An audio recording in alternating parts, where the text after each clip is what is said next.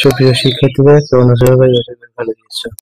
আজকে আমি দেখবো তোমাদের সপ্তম শ্রেণীর যে মূল্যায়ন রুটিনটা, সেটা তোমাদের মূল্যায়ন ও বর্ষ শুরু হওয়ার কথা ছিল 7 তারিখ থেকে, সেটা পরিবর্তন করে 6 তারিখ করা হয়েছে এবং দ্বিতীয়বার সংশোধনী এসেছে, সেখানে 3 তারিখ থেকে শুরু করা হয়েছে।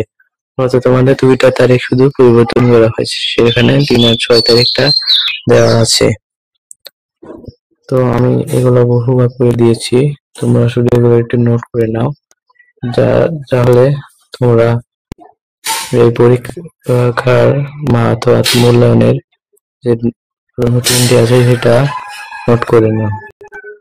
তা না হলে তোমরা এটা ভুলে যেতে পারো, অথবা তোমরা স্ক্রিনশট দিয়ে রাখতে পারো, যাতে করে তোমরা এটি পরে একবার চোখ বুলিয়ে নিতে পারো।